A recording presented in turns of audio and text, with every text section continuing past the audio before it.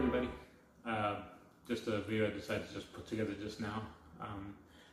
I've been getting a lot of great feedback on my last video and about my Halloween Kills review.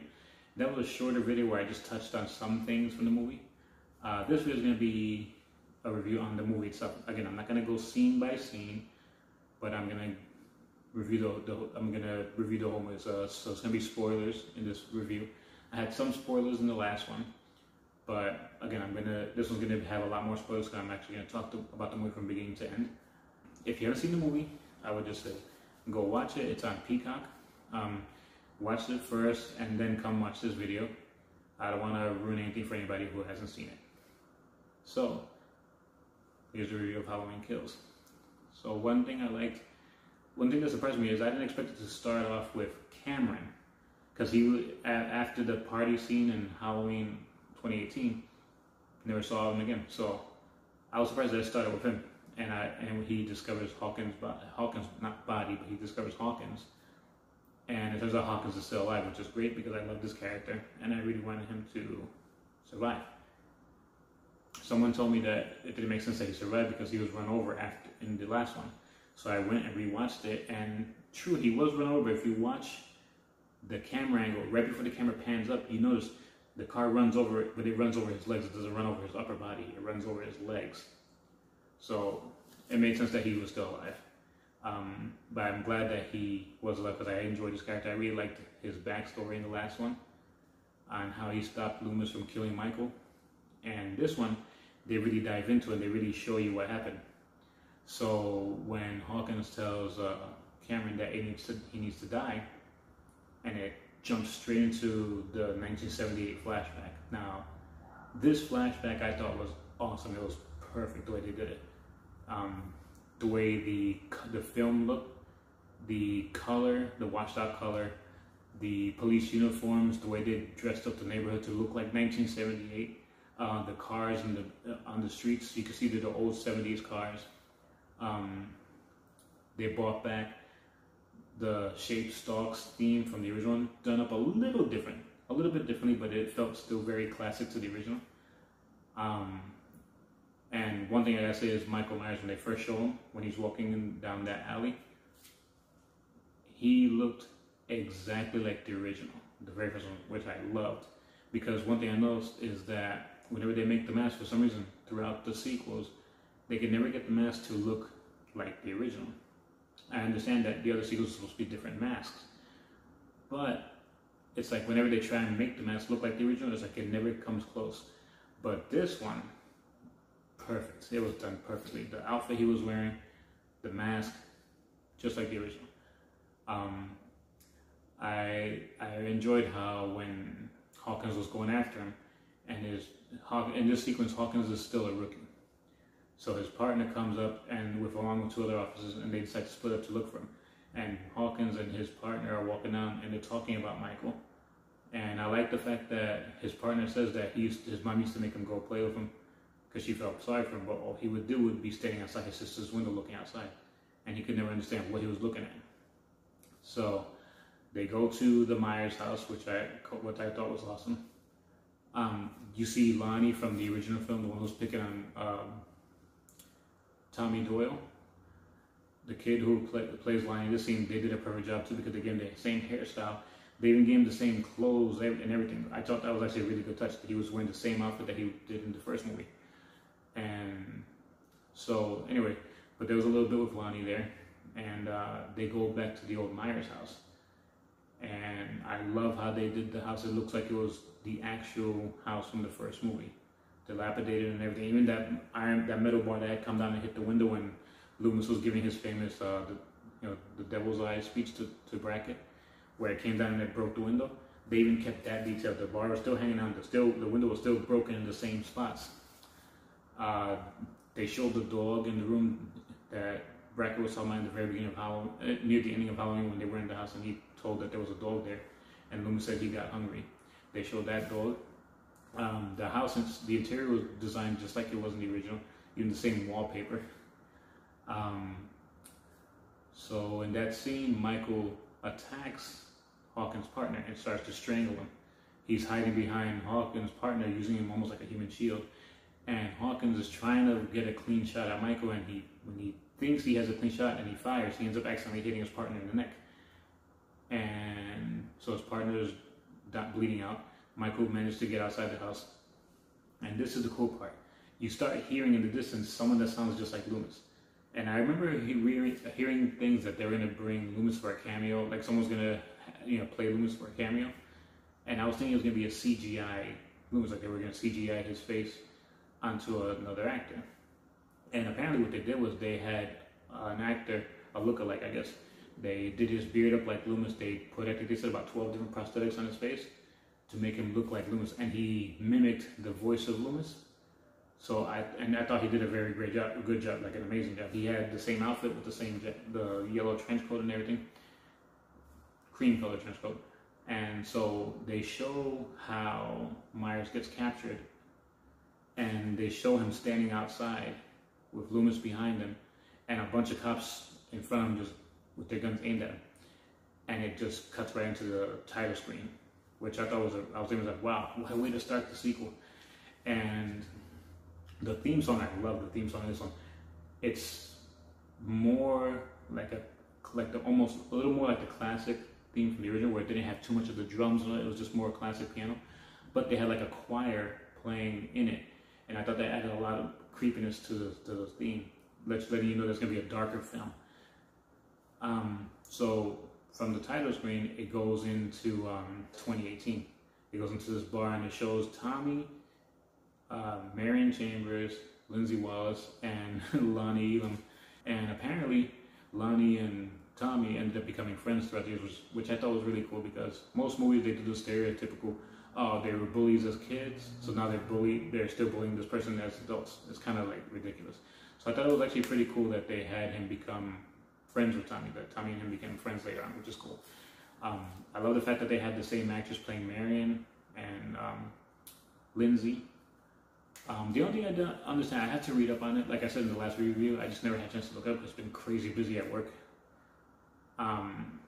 But they had somebody else play Tommy Joe. They didn't bring back Brian Andrews. So I'm gonna look that up to find out. If anybody knows why, leave it in the comments, because I'd love to know. So anyway, so I guess they're like a support group. They meet every Halloween and have drinks at the bar and everything. So Tommy gives a speech about evil, about recounting what happened that Halloween 40 years ago, back in 1978. And he mentions how they'll never let fear rule them again. They're not going to let the fear Michael instilled rule the town again. So, and one cool thing is that the doctor and nurse couple from the last one, that they had a small little bit to play during that stalking scene in the last one. They're in this one more prominently. They have a little more to do. So anyway, so from that scene, when Tommy toasts to the survivors of Michael Myers' rampage from the original movie, he says to Laurie, wherever she may be, it cuts right to Laurie, Allison, and Karen in the back of the truck that picked them up in the end of the last movie. They're taking her to the hospital, and you see she's bleeding out. And this is the scene in the trailer they always start with. The firefighters are driving by, and she's yelling out to let it burn. And it cuts into, I think, one of the coolest scenes in the movie. One of the coolest reintroductions of Michael in any of the movies so far. Because one thing I wondered is, okay, he's trapped in the basement. The place is on fire. There's no way out, apparently. So I was wondering how they were going to have him survive that. And I was hoping they weren't going to do something stupid, or make him more like a Jason character where he's burned alive, but he still just walks it off like nothing. I completely forgot about Laurie's gun locker, And when one of the firefighters, one of the floors collapsed and he falls down into the basement area, when he's calling for a backup, you see that gate raise up. And I'm like, oh, I was like, that's where he hid. Now it makes sense why he hadn't burned to death yet. So that was actually pretty cool. He kills that firefighter pretty quick. And then again, the coolest reintroduction is that when he's walking out of the house and he's holding that firefighter's Halligan tool, and he's just standing there looking at the firefighters, like waiting for them to make a move, and then nobody moves. They're just preparing. So Michael's like, okay, so I'll go to you. So he starts going to them, and he just he massacres everybody, and it was, oh man, this he was pretty brutal. I was surprised. I saw comments, people calling him John Wick Myers. That was pretty funny. But I get it, because he doesn't just stand there, take the shot, and then kill you. He dodges, and it was cool. So anyway, so throughout the, later in the movie, after that scene, you see a couple scenes of, you see a scene of Karen trying to cope with the loss of her husband, because again, remember, this is all in the same night, so, and there's so much happening that she hasn't had a chance to sit down and really let the death of her husband hit her. She has a little moment like that, but again, there's still too much going on, so she's able to let some of it out. And her and Allison are sitting by the stairs, they hug each other, and it's like you can see they want to cope with it, but because there's still so much going on, it's kind of hard to do that. So that was a nice little touching scene that they added, which you don't really see in too many horror films. From there, I like the fact that Laurie is under the impression that Michael is dead. Karen found out from the sheriff that he's still alive, but she doesn't know how to break it to her mom, so she doesn't say anything.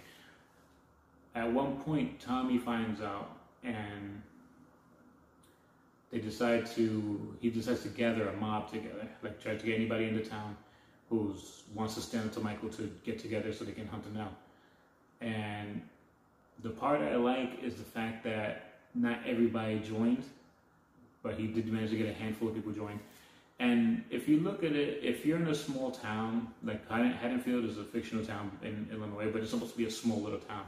If you have a small town where, so it's like almost everybody knows each other, and say 40 years ago, somebody who killed his sister when he was 6 escapes a mental hospital, kills kills 5 more people in your town, gets locked up, then escapes, then kills, I forgot how many people he killed in the last one. I gotta look it up. I don't know if it was like 13 people or 14 people, but he killed a lot of people in the last one. So people are starting to get, not everybody knows yet, but people are starting to get wind of this. The news is already starting to report on some of the murders, and Tommy decides it's enough. Enough is enough.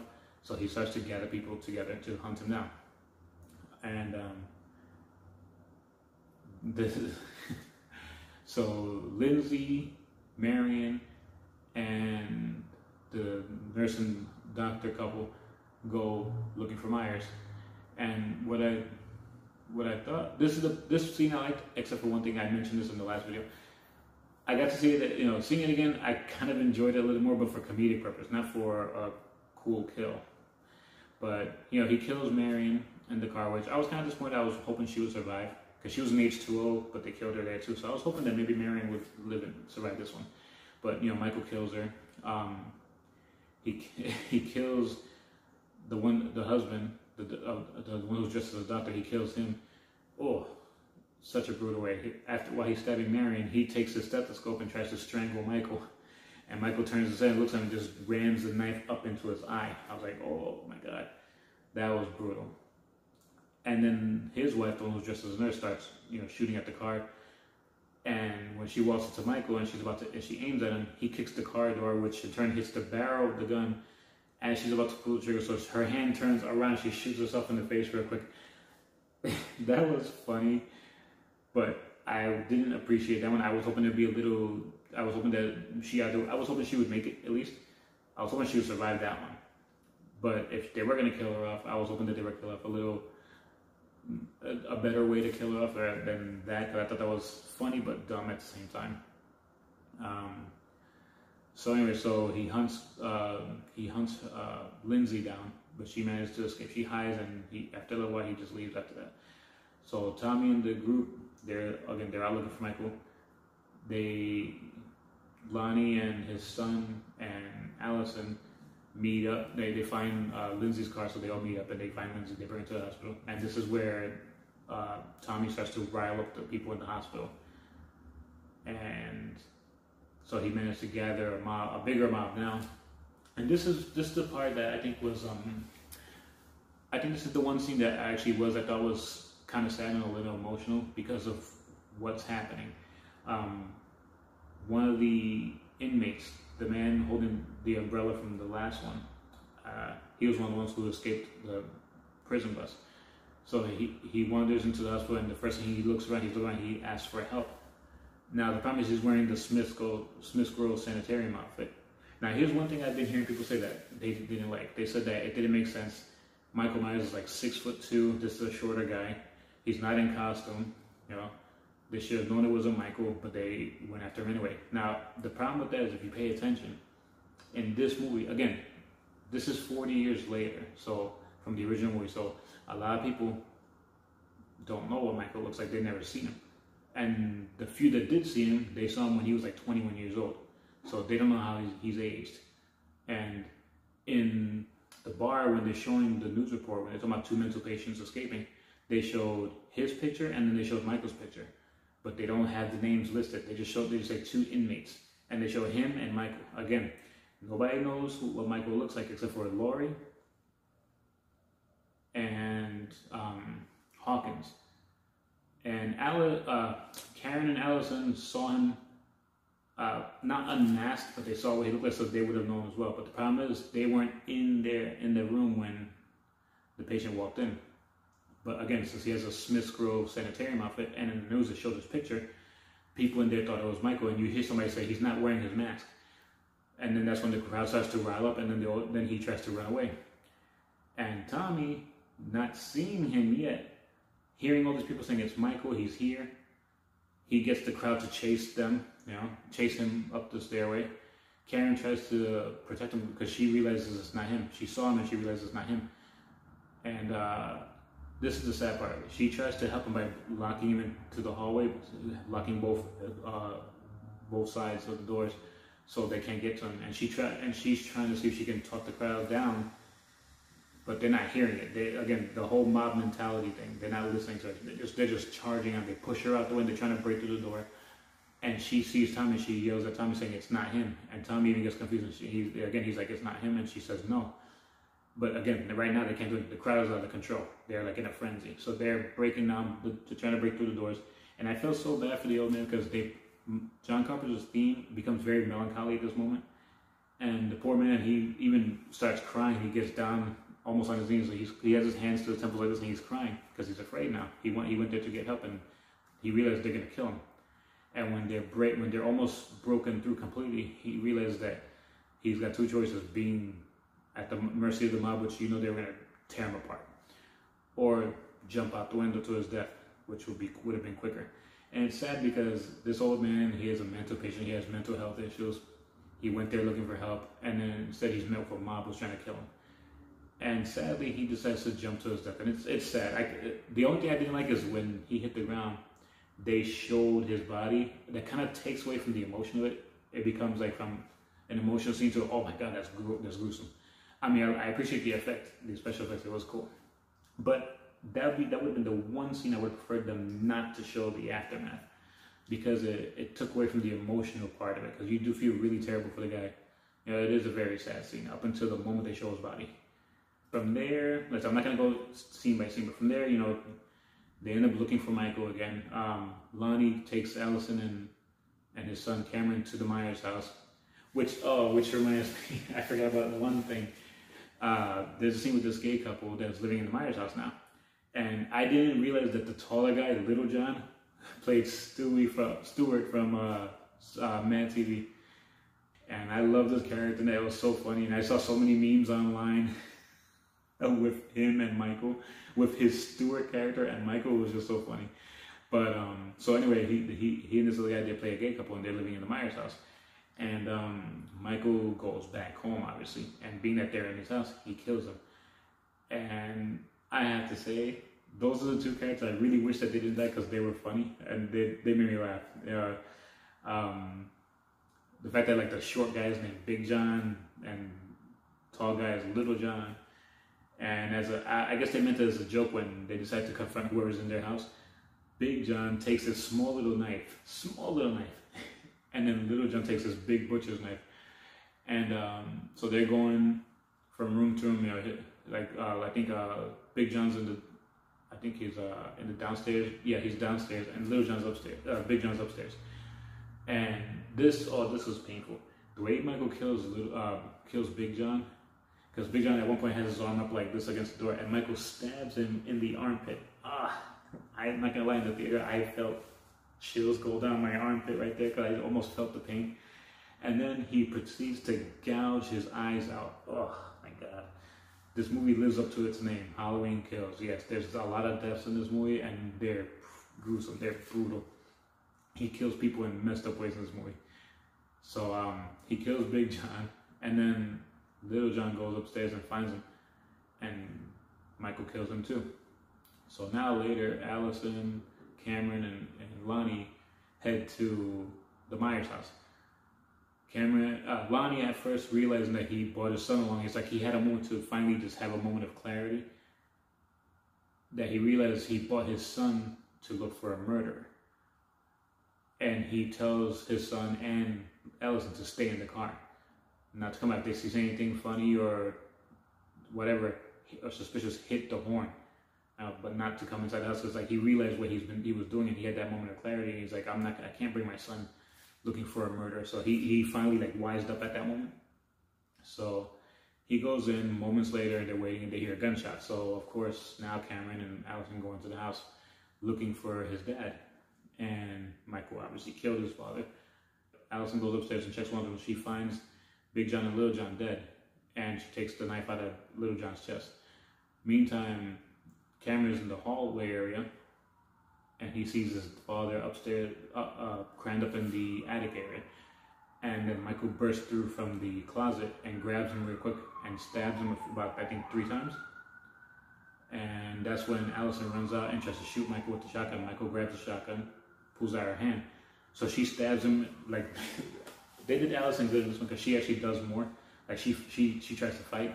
Because as soon as Michael snatches the shotgun out of her hand, she, without hesitation, starts stabbing Michael in the stomach over and over. She gets in 3 good stabs before he grabs her by the head and bashes her head against the banister and then knocks her down the stairs. She breaks her leg in the fall.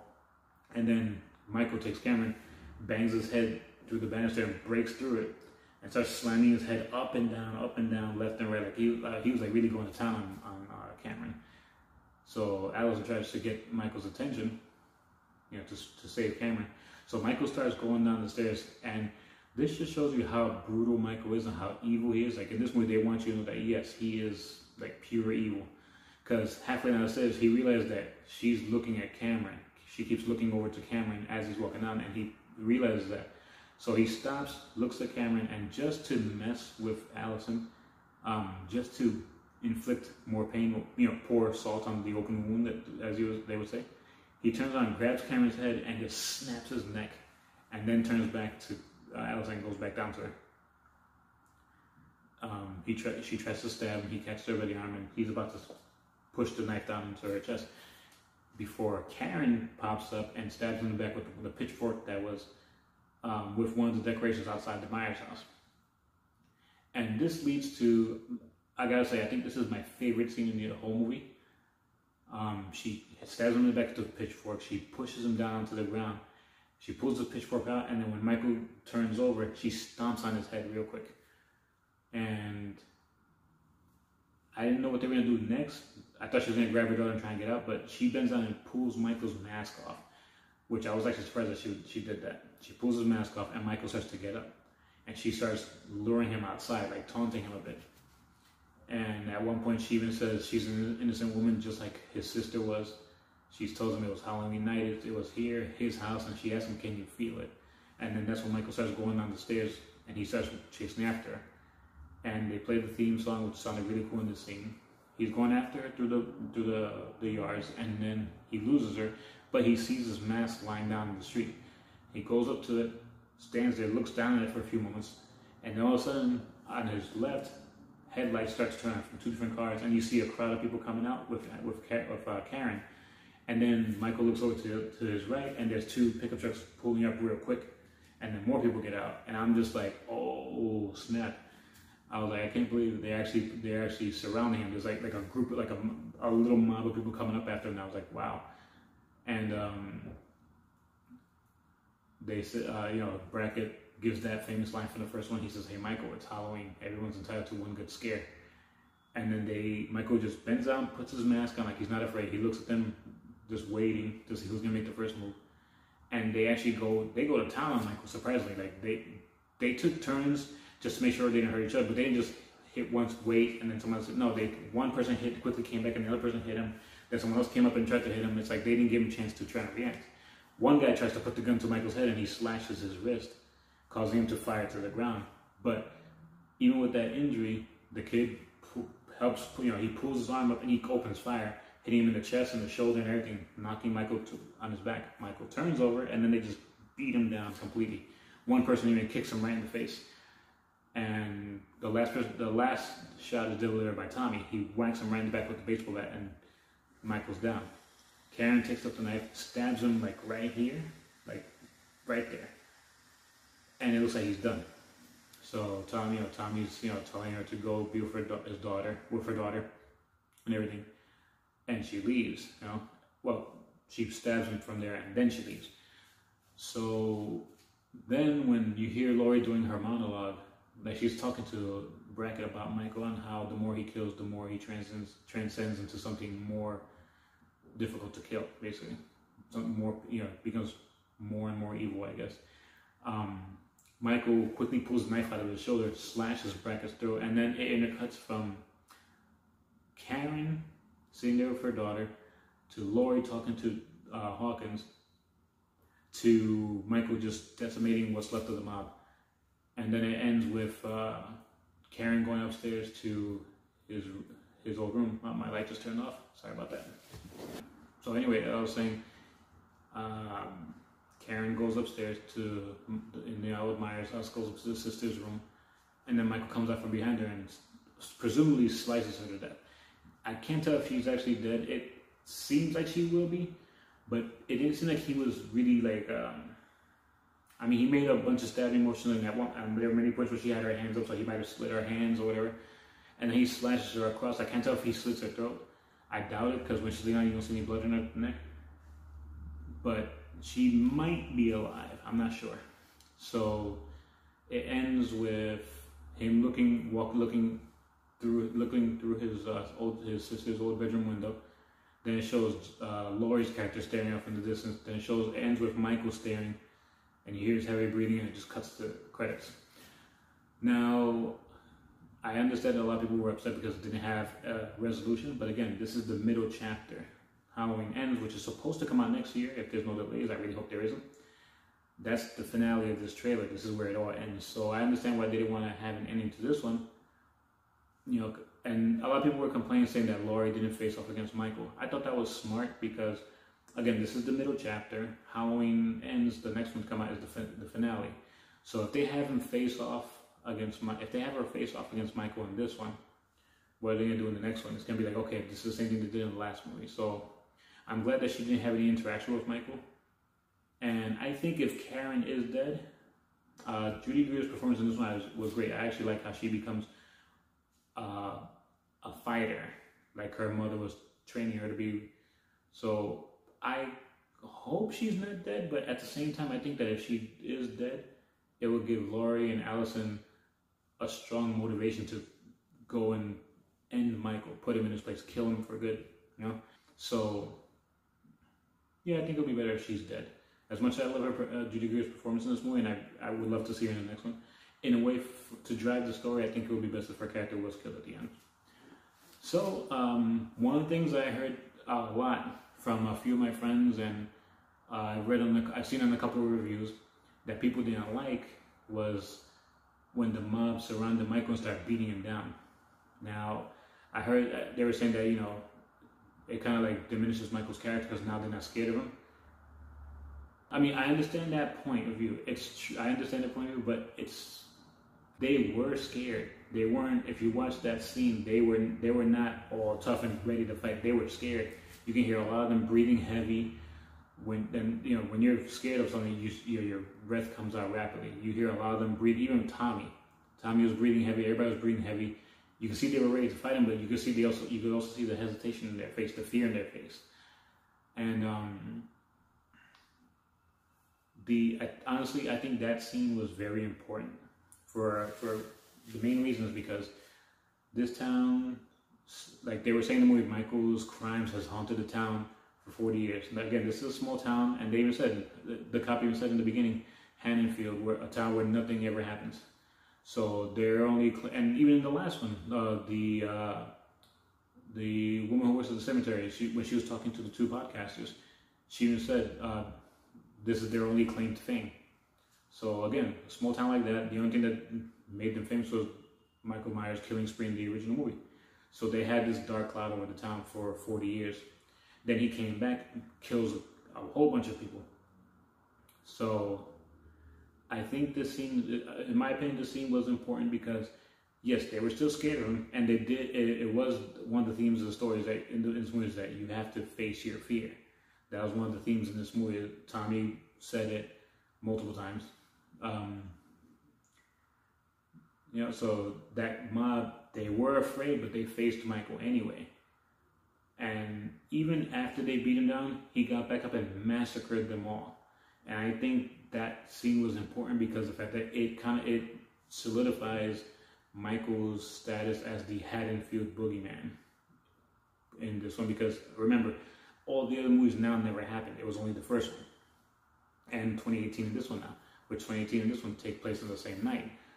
So his legend will spread throughout the time more now, and they'll be even more fearful of him because now it's going to be, well, a whole mob came after him and seemingly beat him down, and he still killed them all. So now people are going to be even more afraid of him because now they're going to think, okay, well, if a whole bunch of people went up to him and fought him with weapons and he still killed them all, now they're going to be even more afraid of him. So that scene actually instills more fear in the town. Like Laurie said, Michael's curse is fear. You know, that's his curse on the town, fear. And that scene, that solidifies why the town should fear him. Because again, like I said before, all the sequels never happened now, so you only have one movie prior to base this on. Because again, 2018 and this one should technically counts as one movie because it's the same night. So for him to do all that, that will really cement his status in the town as someone that they should fear no matter what. So now he's going to be even more of a boogeyman to them because now he just took out a whole bunch of people by himself. So I appreciated that scene a lot. I thought that scene was very important. I really liked how they did it.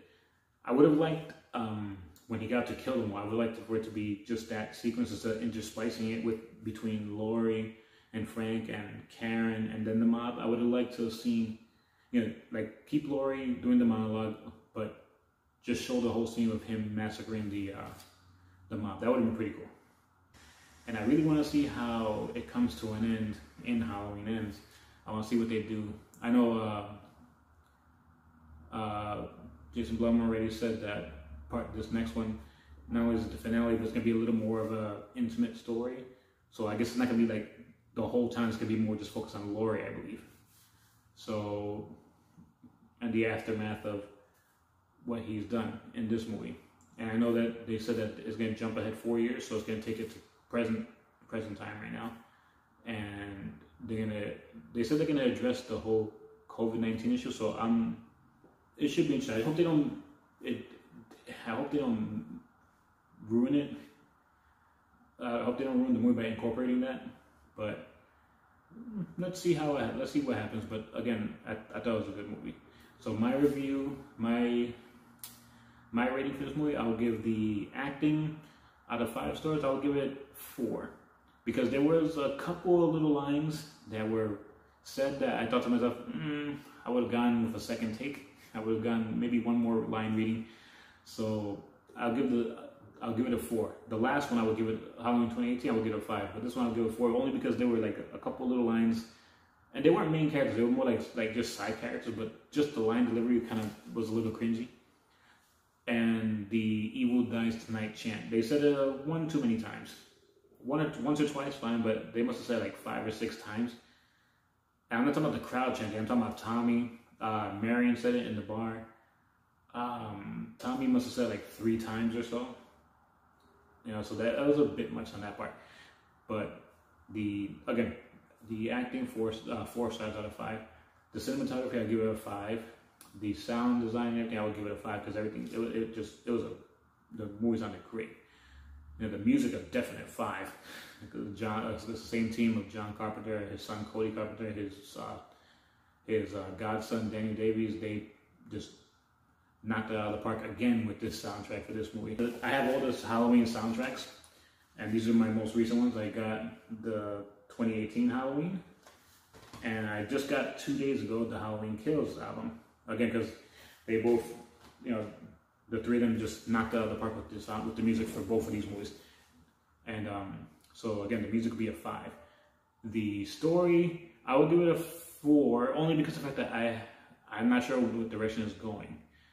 And again, it's a middle chapter, so yeah, 4.5. 4.5. Only because of the fact that not only is the middle chapter, there was a couple little beats in the story that it didn't go off the rails, but it kind of veered off just a little bit. Not enough to take me out of the movie, but just a little bit that I kind of noticed. So I'll give it a 4.5. And what else? Well, that's about it. So I guess honestly, I would give the movie 4.5 total. I would give it a 4.5. Again, it was a really good movie. I liked it a lot.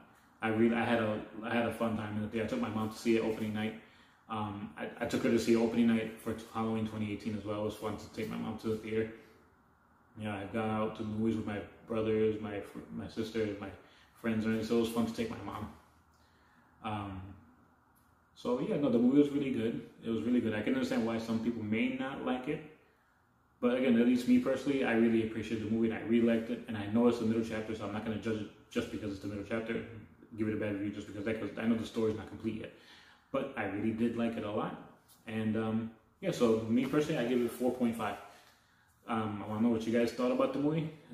If you guys have any points of view that maybe I didn't catch watching it, I would love to hear from you guys. And I'd love to hear what you guys think.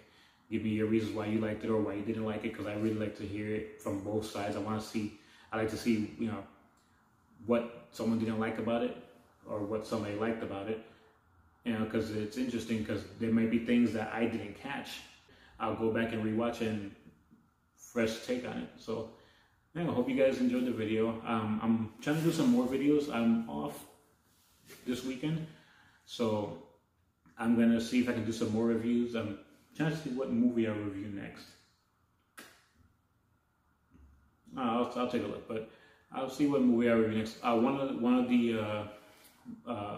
One of my subscribers actually commented saying they want me to react to his trailer.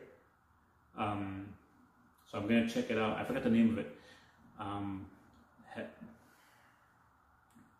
Heaven something, or the Heavenly something. But I'm gonna check it out. I might do a reaction to that trailer. I'll do it probably Friday or Saturday, and then sometime later on Saturday afternoon or evening, and maybe Sunday, I'll do another movie review.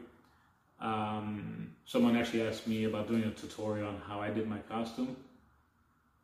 I would do that, but it's a very short video because I didn't make the mask. I just bought the mask off eBay. It was someone who rehauled the Trick or Treat Halloween Kills mask. The suit I already showed in the video. I just literally took face shields and melted the plastic onto it to give it that charred look. That's about it. But I'll see what I do. But again, thanks you guys. Sorry if this video is a little longer. Again, I don't write scripts for this. I just sit down and just start talking with my ideas and while the thoughts in my head are still fresh. Hope you guys enjoyed this review. I want to take a moment to mention that I noticed that my subscribers jumped from 203 to I think it's 283 now. I think it is. So I just want to take this moment to say thank you all of you, every single one of you. You know, when I started doing these YouTube videos, I just did it just for fun, just to do something as a hobby.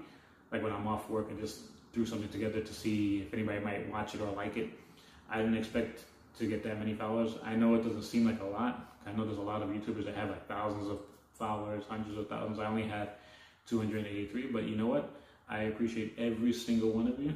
I'm so glad that you guys actually subscribe to my channel, and I'm hoping that you guys enjoy the videos I put out. Again, I'm not a professional by any stretch of the imagination, so yeah, but I'm gonna do it the best I can to put out videos that you guys will enjoy.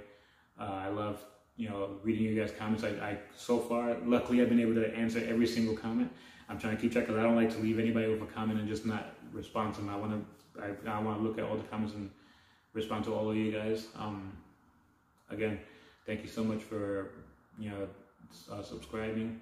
Thank you so much for all the positive feedback from my videos. Thank you so much for watching all my videos. So yeah, so again, I'm gonna start putting out more videos. Let's see how many subscribers I can get. I'm hoping to jump up higher. I would really like to have a bigger following. I would like to get more people to come watch my videos and stuff, and we can all have conversations and everything. Yeah, so well, let's see what the future holds. But again, thank you. I just want to thank you guys, every single one of you, all 283 of you. I want to thank each and every one of you for subscribing. It means a lot to me. Because like I said, I never thought I'd even have one subscriber. I just thought people would just pass through my videos and just take a quick watch and that's it. So I thank every single one of you. Honestly, I really do. And I'm glad you guys are here, and I hope you guys are staying safe. And you know, I'm looking forward to making more videos for you guys. I really do enjoy reading all your comments, and it really makes me feel happy seeing how many people liked my videos and how many people took the time to write comments on it. It means a lot. It means a whole lot. It really does. You know, not trying to sound like sappy or mushy or anything, but it means the world to me to see so many people liking my videos and taking the time to write me comments and stuff. It's awesome. You know, I'm kind of an antisocial person, so I don't like go out with crowds of people. I don't talk to bunches of people. So it's really cool to see so many of you, you know, dropping comments for me. You know, so thank you so much. And again, this video is already way too long, I guess. So thank you so much, and I'll see you guys this weekend. You guys stay safe. Catch you next time.